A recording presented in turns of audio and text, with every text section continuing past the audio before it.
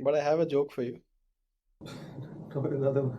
No, it's actually something that uh, is very accurate. So, did you know that the Indians uh, invented the number zero? I did know that. Aryabhatta. Yeah. So, Aryabhatta invented the zero to precisely describe the number of fans that we have.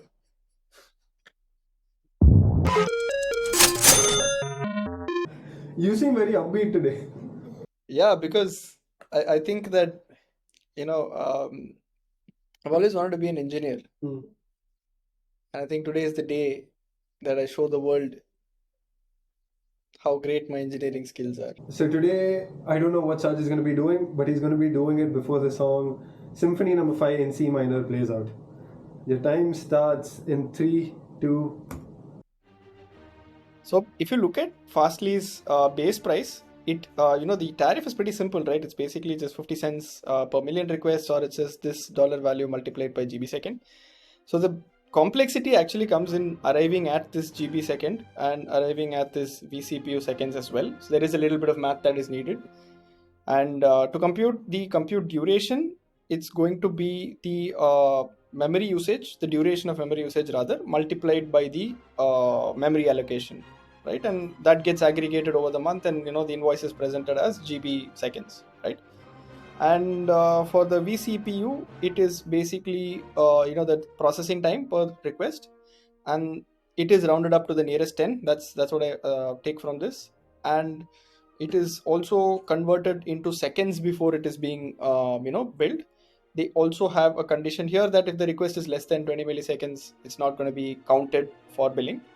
So let's just see how we can bring all of this into Togai. So the first thing is to create an event schema. I'm just going to call it Fastly. Not exactly a very creative person, but I'm just going to add this attribute and call it time, which is basically the duration of memory usage here. And then I am going to call this attribute memory, which is the memory allocation. And finally, I'm going to call this one the vCPU. This will be in milliseconds. This is going to be in GB, and this is going to be in milliseconds. So this can be in MB also. We can, obviously transform MB into GB. We can obviously do a lot more. So this is pretty straightforward to do. So we have a feature called enrichment. So what enrichments basically allows you to do is that you can uh, get these input variables which is stored at your end and define the mathematical calculations that you want to do to get your billable metric within Togai. So let me show you what that exactly means. So we would have to compute the compute duration. So let me call this the compute duration. And now I'm going to do a very engineering thing. I'm just going to paste a snippet of code that another engineer already has written. And I'll maybe do justice in trying to explain what it means. So the JSON logic that I've put in here is that we're just going to be rounding up the compute the duration to the nearest 50 milliseconds, and then we're going to multiply that to the memory, right? So that's the formula for this for the compute duration, right? So that's what I've written here in JSON logic, and I'm going to add this as an enrichment. So which means that while you give us while Fastly would be sending us this information as input, the output will be transformed into compute duration, right? So we've created the enrichment for compute duration, and now the next step is to create the same thing for vCPU. So let me call this vCPU underscore seconds because it's going to be in seconds. Now what I'm going to do is I'm just going to paste the same code and just make changes to it here.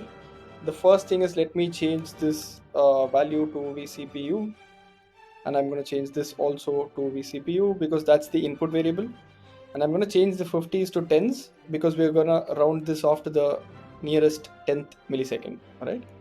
So vCPU, and this is going to be replaced by the number 1000 because that's the factor to convert milliseconds to seconds, and changing this multiplication to a division. And I'm going to add this enrichment. So we've basically created these two transformations here. One is based on this inputs, we will be computing the compute duration, and based on the inputs we'll also be computing the vCPU to seconds, right?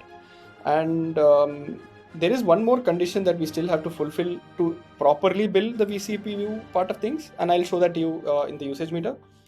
So let me click on publish. So now that we have a schema, I'm going to go ahead and create a usage meter with the condition that if it is less than 20 milliseconds, it's not going to be aggregated, right? So let me create one called vCPU seconds, and I'm going to call the billable name the same thing. I'm going to select the schema, and I'm going to add a filter here saying that if the vCPU should be greater than 20.